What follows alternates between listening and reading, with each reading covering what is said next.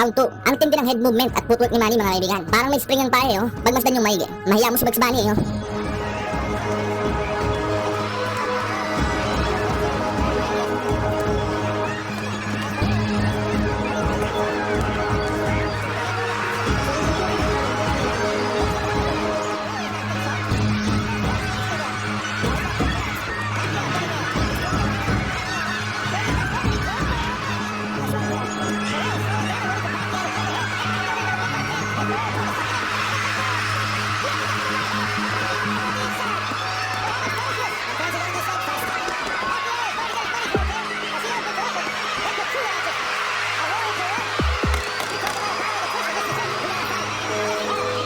Round 3. Kahindik-hindik na suntok ang tumama sa tiniguriang babyface assassin ng Mexico mga kaibigan na siyang naging dahilan ng pagbagsak nito na binilangan naman agad ng referee. Akala ko di bibilangan eh. Nakahamba na sila Buboy at Freddy Roach ng silyang gawa sa kamote at lamesa. Hampasin naman talaga siya pag sinabing hindi nakot eh.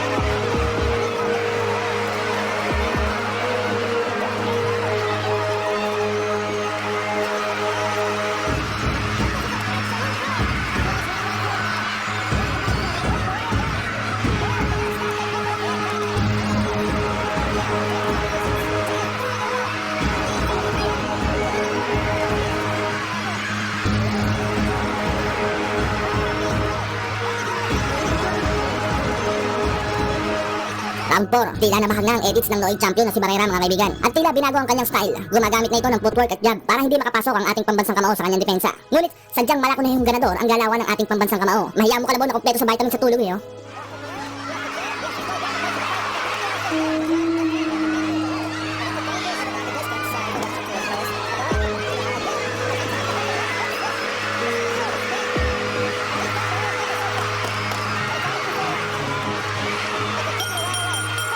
Round 5. Puro atras na lang ang champion mga kaibigan. Na mahiya mo i-bike na ang andar, patras lang. Samantalang si Manny naman ay parang si kamatayan. Hindi nilulubayan si Barrera.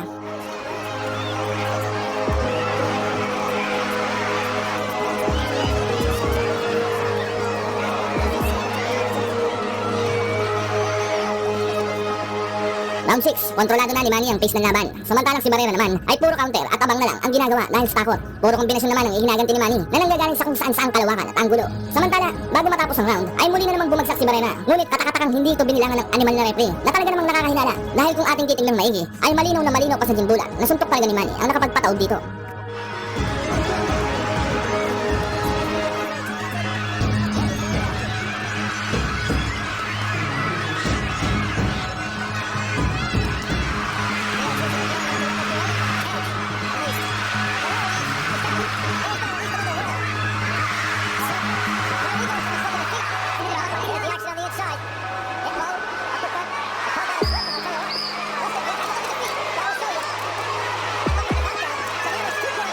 Round 7. Pumutok na ang kilay ng champion na si Barrera mga kaibigan dahil sa diin ng suntok ng ating pambansang kamao na mahiya mo suntok na singbigat ng buong bahay. Kaya naman, ipinasuri muna ito sa doktor bago ipagpatuloy ang laman.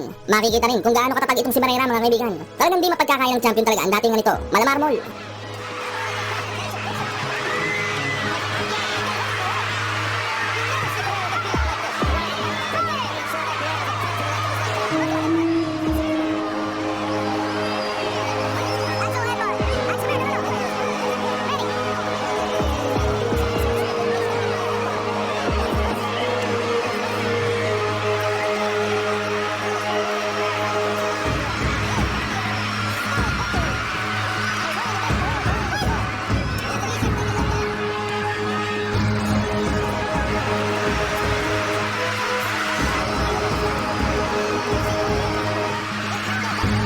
Round 8. Nakikipagtaw-tutaw na si Barrera kay Manny. Ngunit lamang ang ating pambansang kamao sa bilis at lakas ng patama. Parang robot, walang kapaguran.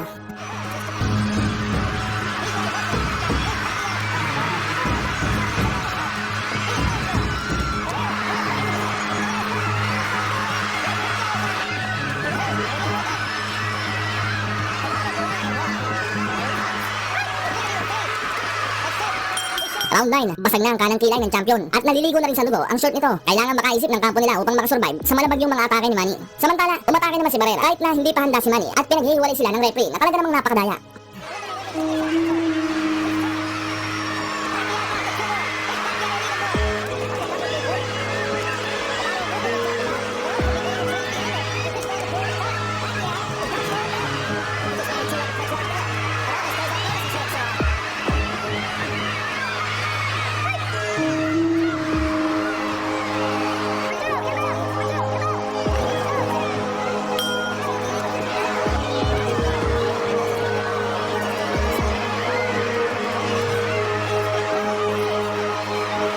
Round 10, tagas na talaga ng tagas ang dugo sa kilay ni Barrera at mahalata na rin natin parang nauubusan na ng gasolina ang champion. Samantalang si Manny naman ay parang bago pa namang nagiinit.